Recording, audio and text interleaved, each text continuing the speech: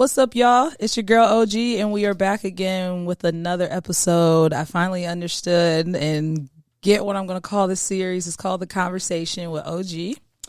So this is the third episode, even though I had said this was like episode season 3, whatever. We're going to just nix that. I am here with Say your name again for me. Alesia, because I said Elisa earlier. So Alesia, and we are here today because she is the author of Traumatized Trophies. Phenomenal work of art. It's just poems of just her journey through just love, loss, grief, depression, the S word, because I don't know how sensitive YouTube will be of me using that word. But, so I just wanted to bring you on today because we have worked in the past together, and I saw that you had created this piece of work, and you reached out and was like, can we talk? And I'm like, heck yeah.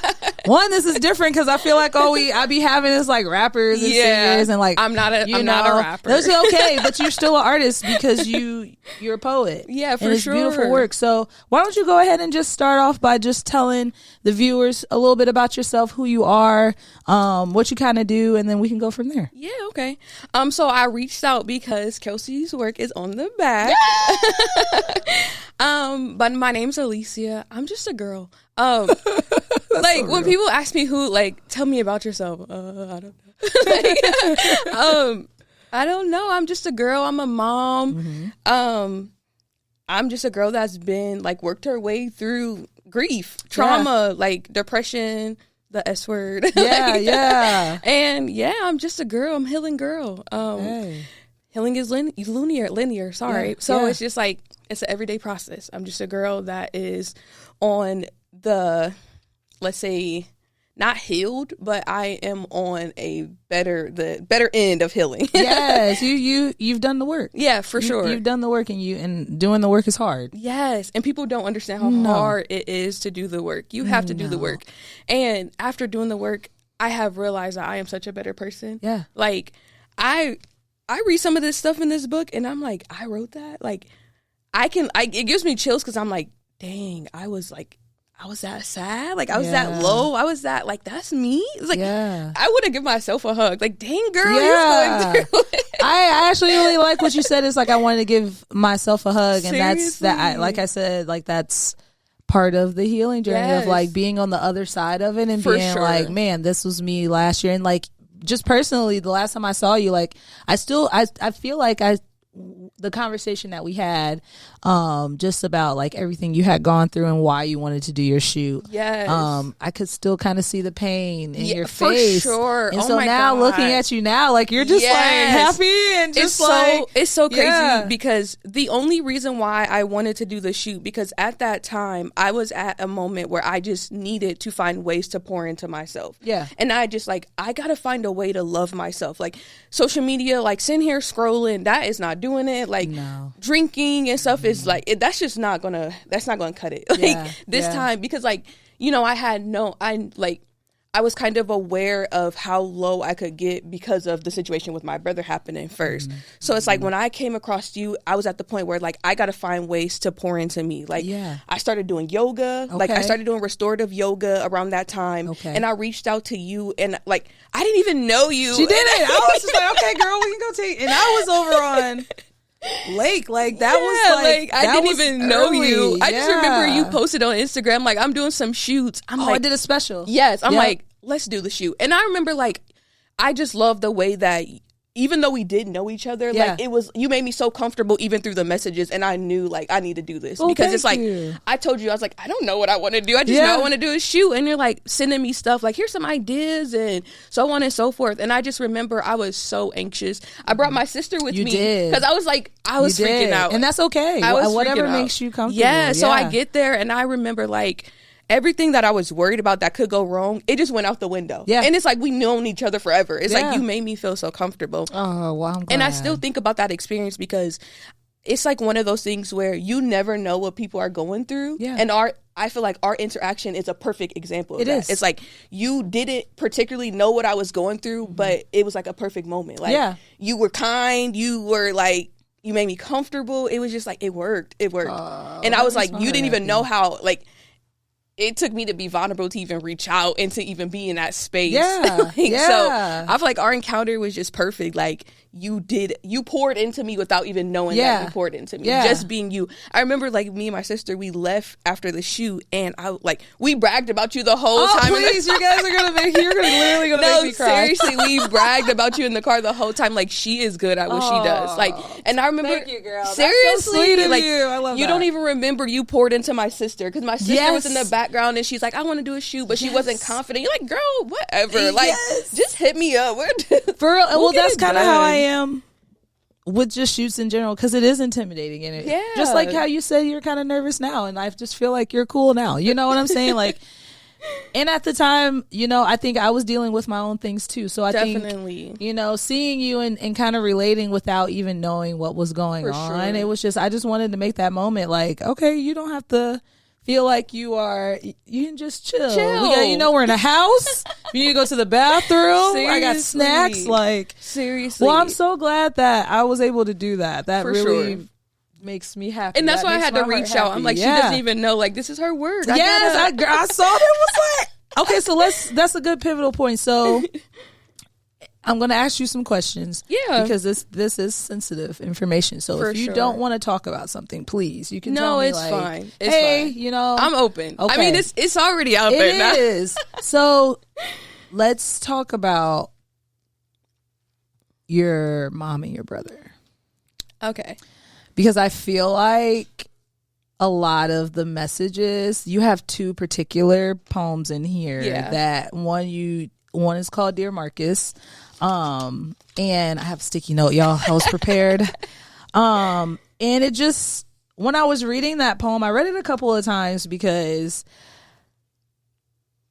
I just feel like I could feel the guilt that you had, even though you didn't do anything. You know what I'm saying? The guilt and kind of the self-doubt that you had with yourself when it came to your grief and like grieving him. Yeah. As well as just like self-blame and just like wondering and not knowing. So kind of walk me through that poem and like, because you start off like, Dear Marcus, why?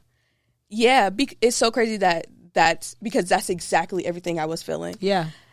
I first had to grieve my guilt. Like, I had to grieve because I was the last person my brother talked to before he passed away. Okay. He was calling me and he wanted me to take him to the studio, but he had to be there in like 5 minutes. So it was like an impossible task. Sounds like something my brother would do. Exactly. Yes. Like, it's like, I'm not Superwoman, but it was one of those things where me and my brother had a relationship that he knows that I would discipline him, but if he was in trouble, he could call me. Yes. Because I'm going to make sure you're safe, but then I'm going to drill you. Because what did you do? You know, exactly. But I'm going to make sure you're safe. Yeah. So knowing that I was the last person that he called, and then I went down the rabbit hole. I was guilty. I should have been there. I should have picked him up. I should have, and I battled that for so long. And I called you 100 times. I did. Yeah. I called my brother's phone that day so many times that it called me back.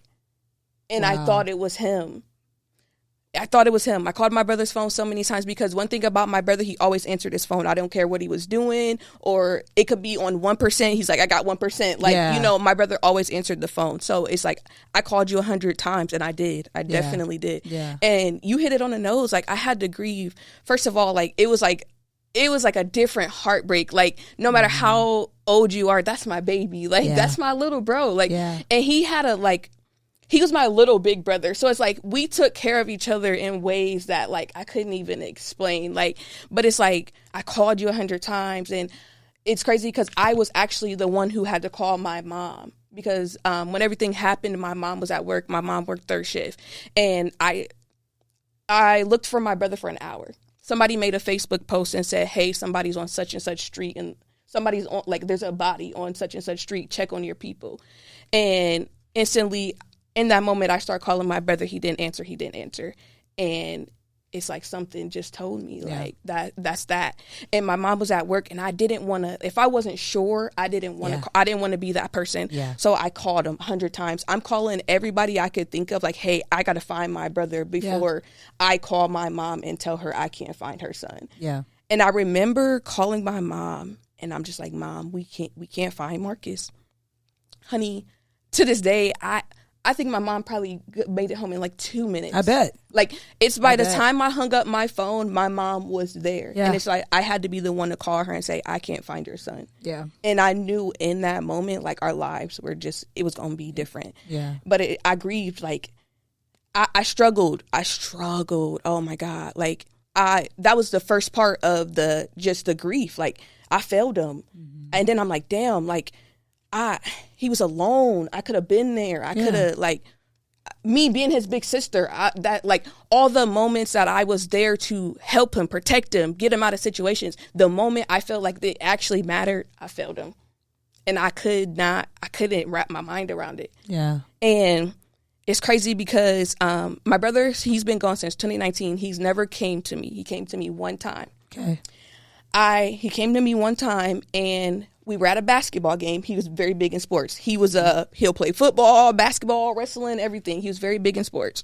We were at a basketball game. We were sitting in the bleachers, and everybody else's faces disappeared. But me and my brother, we caught eye contact, and he had a huge smile on his face. He smiled ear to ear. We just looked at each other, and we smiled. Yeah. And I woke up, and I was pissed at myself because I was like, I should have asked him this, or I should have did this, or I should have did that. And it took somebody to tell me, he was telling you he's okay. That smile. He was telling me, like, girl, he probably was like, girl, like, you better relax. Yeah. And that's when the healing took a different turn for me at that point, when I could let go of that grief of feeling like I couldn't save him. Yeah. For sure. Yeah. When that smile, it's like somebody was like, and I'm telling you, I was like, I was beating myself up like, dang, I should have asked him this. I should have, like, I'm pissed. I'm trying to go back to sleep. Yeah, so I can, like, hey, that's real. Like, you ever had a dream where you trying to wait? Yeah, like, hold on. Let me go finish it. It's crazy because as soon as it happened, as soon as we made eye contact, looked at each other, smiled, there was no words, no nothing, I woke right up. And I was pissed. Yeah. I'm like, dang, like, I should have asked him, was he okay? I had so many questions, but it was like, somebody was like, it wasn't for that. Yeah. It wasn't for that. He was just coming back to tell you he was okay. Yeah. And that's when my healing for him took a different turn. Well, thank you for sharing that. That's a very powerful story. Yeah. And you're a great sister. Great big sister. I've learned. Great big sister. So, okay, so writing this poem, was that a part of the healing? Like, for sure. So let me back it up. Let me ask another question. These poems, were they all written within a certain span of time, or was it just like one poem was from 2018, one's from 2022? Like, how did that kind of connect with your healing journey? Yeah, so these poems were a span of starting the journey from 2019 all the way through my mom. Okay, so it was one of those things where, you know, like, you don't really, like, you're not ready to talk to anybody because it's like, what really can you say to me? And then it's like, if you've never been through that situation, it's like, sometimes I just need you to listen. But as a human, we feel like we have to respond. Yes. But sometimes I just need you to take up space for me. Yep. And people, and like, if you've never been through it, you just don't know. Like, people want to help you. I want to fix you. I got to help you. But it's like, sometimes I just need you to listen and take up space.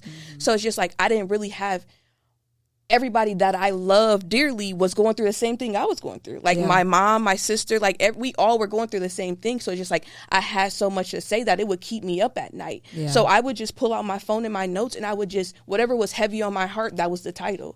And when I was done, I would just move on. I was done. Yeah. Like, I would just leave it on the paper. Like, right now, okay, if depression was heavy on me, that's the title. And whatever I was feeling in that moment, I would just spill it out on paper. And then once my mind was clear in that moment on that situation, I just moved on.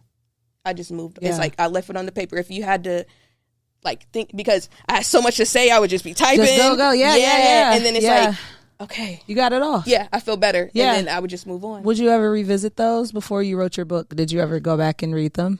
I did.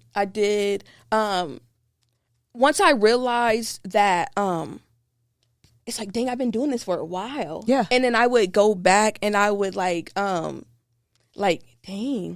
like, you know, I just would, this turned into this or this turned into that. And it's like, I didn't even realize how much I had, or, you know, I didn't even realize. Like, And it's crazy because people, before dropping this, I can count on one hand how many times I even told anybody about the poems I had on my phone or letting people read it because it was such a vulnerable space. Yeah. And it's just like, I tell you about this, or I let you read it, and then you like make a comment or something, and it now I'm ready to fight. Exactly, like it just hold on, like this is my real life. Exactly, yeah. Like even like being in a relationship, people that I'm with, like these were sacred. Yeah, these were sacred to me. Yeah, and then I just woke up and was like, dang, it was on your heart. I just need to put it together. I'm gonna put it in a book. It's a beautiful. Okay, so. All right, let's pivot a little bit. Because you brought up relationships, right? So something else that you kind of talk about in here is self-love, but just like love in general. So there's 2 passages. I'll start with this one because it's called Love or Wanting to Be Loved. And you have a line on here that kind of hit me because this is, my love life sucks, girl. Oh, honey. My love life sucks so bad. Like, I about could be a health coach on love. Oh gosh, yes. Like I be trying. I'm such a lover girl, and I'd be like, oh my gosh, seriously. And then I'd be like, oh my gosh, no. But you have a line in here. So basically, love or wanting to be loved, like you're expressing like the idea of love and like, what is that? Like, what is the idea of love? How do I want to be loved? But there's a line that you say, if it does, is it real love or lust? Oh. And I feel like our day and age, it's so hard to tell. Oh my God. What it is. So what kind of stemmed you to write this passage in like that specific line?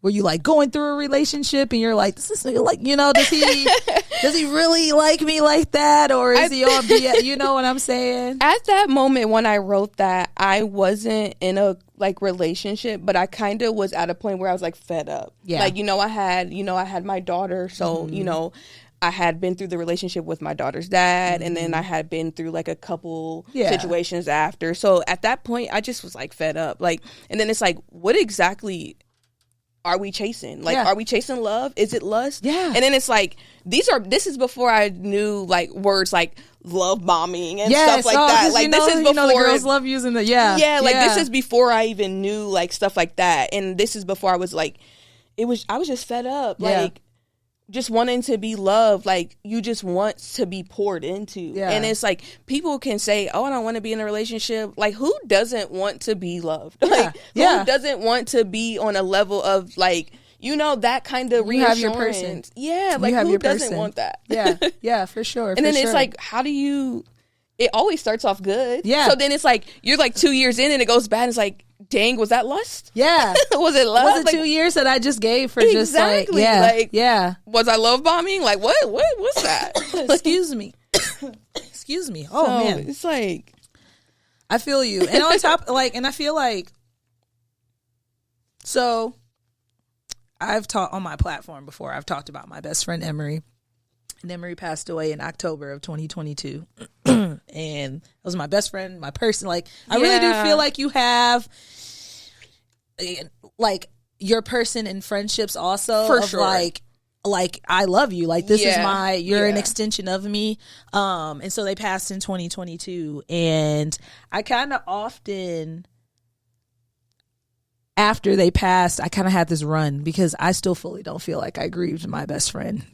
Yeah, it comes in spurts. Mm-hmm. And so I would try to get into relationships thinking like, okay, like, maybe I can heal through love. Maybe I can heal through this person showing me this kindness. But it was just really just bringing the shittiest of the shittiest of just like, wow, sure. Like, and it's just really weird how like grief, depression, and just like being in a space of like, you're really unaware. Oh, you can take accountability of what you did accept, but I often use the word brain fog of like, for sure, I can't even remember those relationships. Like, I can't even remember that. So like, even being in a relationship with somebody that you had a child with while you're still trying to grieve, while you're still doing such and such, like, I feel you on that. So that just caught my eye, and I was just like, yeah, girl, like, is it love or is it lust? For like, sure. what is it? It's the part where if it's temporary, was it real? Because my issue is I hold on too long. Yes, I do too. I hold on, and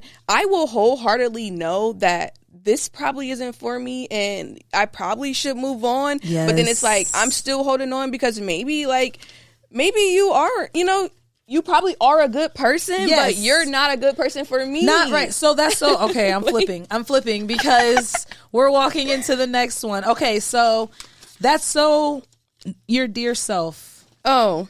One. Since we're talking about we're holding on for too long. Oh. So I feel like your dear self poem, you're really taking accountability. For sure. Like you're holding yourself accountable. So when you said that, like, I hold on for too long, even though I know I shouldn't. I know. Like, when I tell you I feel that shit. Like, I know. Like sometimes, like, you kind of just sit after you get out that situation and be like, where was my mind? Never. You know what I'm saying? Like, so I have on this note, holding yourself accountable. So one of the lines you have is, you must let go of that hurt and pain that sits in your heart, free your mind and your soul from negative times. You are strong enough to walk away from situations that aren't good for your health. Stop falling in love with their potential and fall in love with the things they show you. So talk to me about that. Like, talk to me about that. So, like, I see this as healing also, of like, sure. All right, girl, like, what is it? What's your self-worth? Because I'm pouring back into myself, so I can't take on things like that. It's a risk. For sure. It's a risk. I don't, like, something like that can trigger me and bring in I've walked 10 steps ahead. I don't want to get knocked back 15. Exactly. So is this something that you, like, live by now in your relationships? Like, was that like a pinnacle or like turning point of like, all right, like, we really need to take this seriously. Like, maybe I just don't give as much in the beginning, or maybe I just sit back and just let him show me what's going on. Like, talk to me about that. So I didn't want to come on here, and I'm like, I'm not letting anybody have my moment. But some situations you can't, like, tell without the situation. Yeah. But, so, like, during my grieving for my mom, I was in a very unhealthy relationship. Yes. It wasn't like a physical abuse, but it was mental, emotional, manipulative. Mm-hmm. And I'm vulnerable. I just lost my mom. Yeah. And I got to a point where I 100% knew that this was not the space for me, but I had experienced so much loss. That was the only thing that was familiar at that moment. Yeah. And I felt like, so I held on to it for too long, because it's like, I had lost so much. Like, it's like lost things I couldn't control. And this was the one thing that felt familiar. And I remember just 100% knowing that this was not for me. And I was praying, like, God, I just want peace. And I didn't go into details. I didn't say what that meant. But the first thing that had a red flag was the relationship. Yeah. But I still held on to that relationship. It's probably a trauma bond. Trauma bonding. Yeah. It was familiar. And then it got to the point where it was trauma bonding for sure. Yeah. Because I convinced myself that no one would be able to love me if they didn't go through the journey of losing my mom, because my ex was there the night my mom was murdered. He was there, but it's like, that didn't stop him from dragging me through the mud. Yeah. That didn't stop him from love bombing me, manipulating me. And then I also was doing it to myself, because I'm convincing myself that nobody can love me unless you've been through that journey with me. And it's like, are you for real? Yeah. But it's like, no, like, I was crippling myself, but then I also was begging for peace. It got to the point, I kid you not, my nervous system, I couldn't sleep next to him. Yeah. I couldn't sleep. I would toss and turn, and I couldn't sleep in my own bed with this man in my bed, because I 100% knew my nervous system, my soul was crying for me to wash away with that situation. And I was holding on. Yeah. For what, though? I can't even tell you why. It was just a familiar, like, he's familiar. Yeah. And at one point it was great, but then it's like, this is no longer that anymore. Yeah. Like, you're still falling in love with the potential of what you guys had.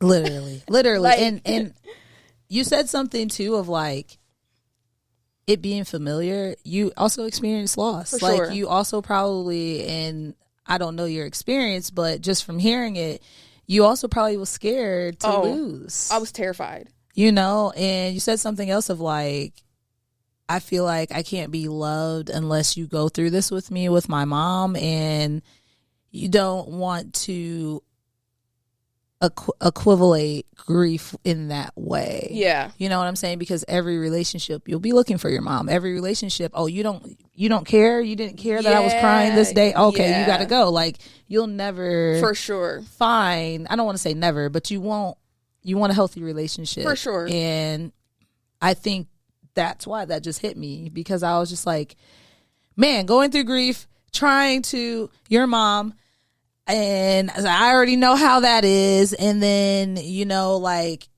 on the days where you just cannot go on, but you still like, you put it on your bio of just like, you know, you've had to fix your crown more times than you could count. Like, yeah, and sure. I took that as you had to pick yourself back up and be like, okay. Yeah. And it's just like, I had to come to the realization he is not capable of pouring into me. Yeah. Because had I been, or if I was I feel like if I was single or had I been in a healthy relationship, I wouldn't have got as low as I did when I got with my mom, because, you know, in the grief of my mom, because here I am, I no longer have anything to pour into you. And then now it's showing me that you have no capabilities of pouring into me, because it's like, was our relationship you actually pouring into me, or was I doing all the pouring? Because now that I need you to pour into me, you have nothing. You have nothing. And you should have your cup and it's half free. full. It's free. Like, what I'm asking of you is free. Yes. And you're not capable. You're so he used to be so egotistic and worried about himself. You're fine. You're like, am I fine if I'm telling you, like, hey, I like serious, the S word. Yeah.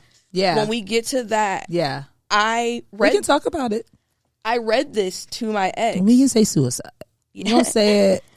I read. Just maybe we just bleep it out or something. Go ahead. When I wrote suicide, I wasn't quite to that point, but I was at the point where I totally understood how people get there. Mm-hmm. I understood how people got there. Yes. I wasn't to the point that I was ready, but I understood. Mm-hmm. So what I did was I read it to my ex, because I was like, maybe this will help him understand what I'm dealing with. And that's hard right for now. you, because that's a vulnerable space. Yes.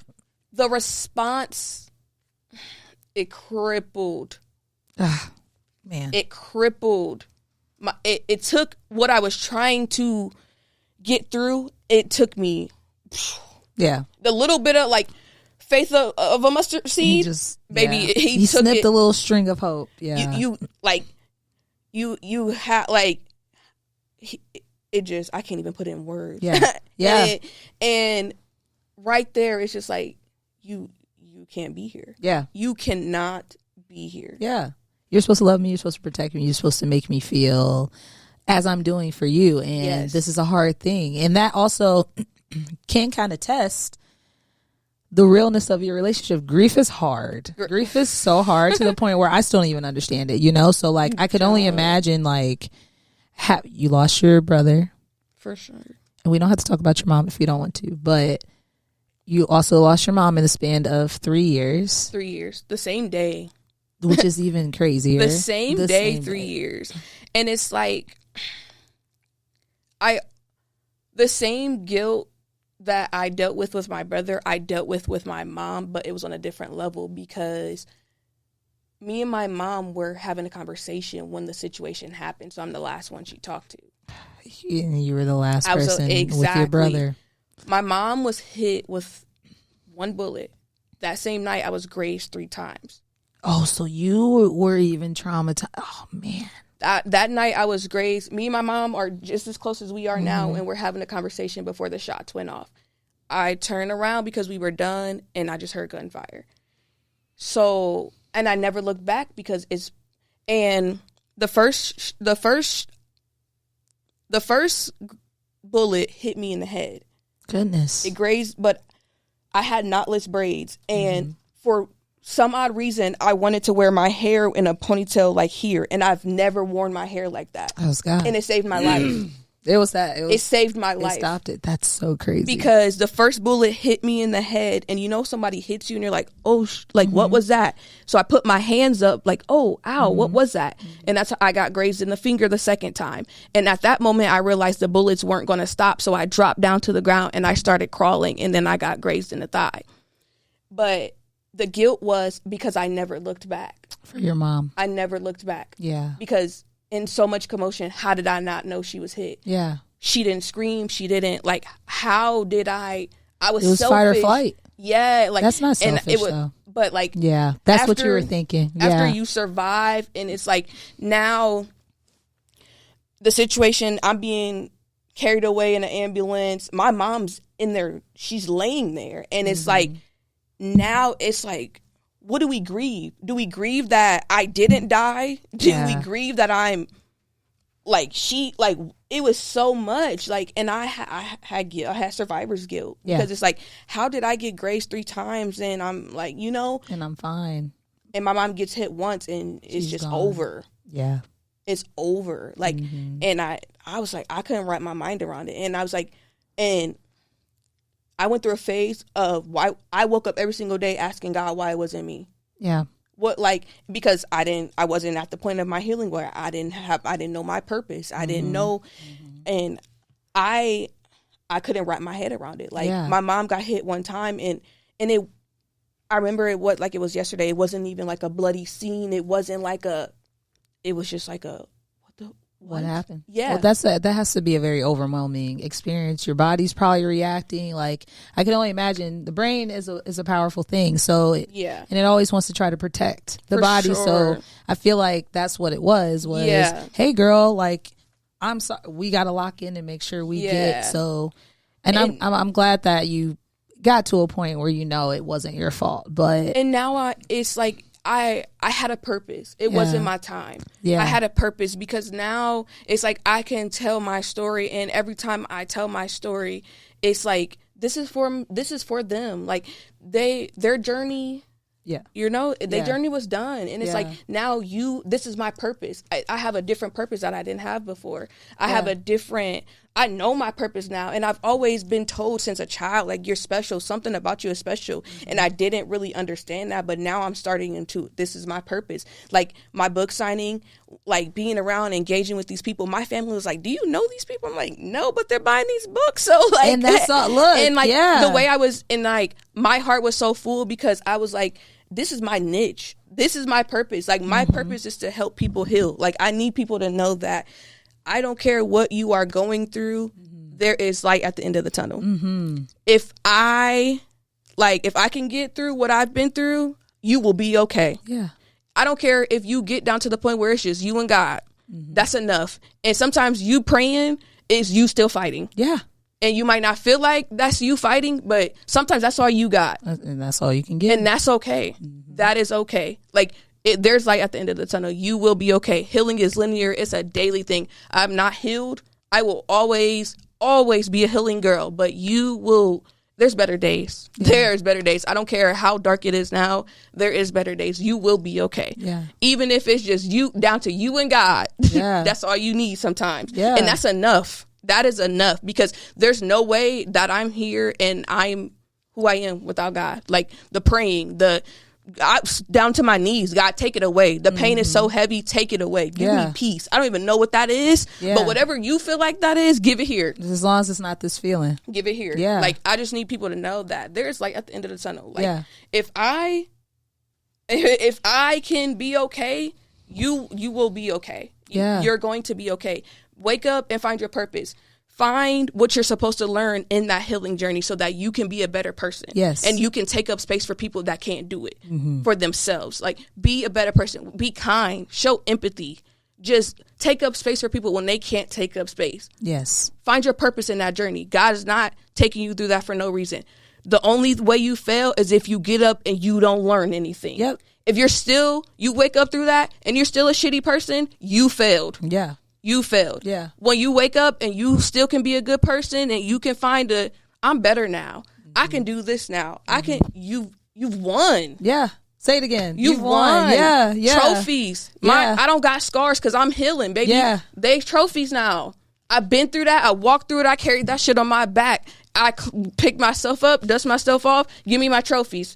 I don't want the scars. Scars give the people that did this to me too much power. Yeah. They already got enough power. Yeah. Take that, give it the fuck back. Yeah. Yeah. Give me my trophies. I'm not your victim. You don't get to victimize me. You already did that to me. Give me my trophies back. I picked myself up. I dust myself off by myself. Give me my trophies. Yeah. These traumatized trophies. These ain't scars. I don't want the scars. I'm not the victim.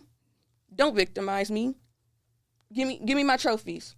Baby, when I went through hell, setting that raw emotion by myself. Yeah. Give me them trophies. Yeah. Give me them trophies. And you deserve every single one of them. I don't want the scars. Yeah. I'm no longer anybody's victim. Yeah. Don't victimize me. Oh, no. Give me the trophies. Yeah. I'll take the trophies. Yeah. And that's what traumatized trophies. If you get through something and you become a better person, you get a trophy. You don't get a scar. I'm so proud of you. You don't get a scar. Come on, girl. She was preaching, wasn't she? I feel like my daddy was in the pulpit. I was about to be like, that's good. That's good.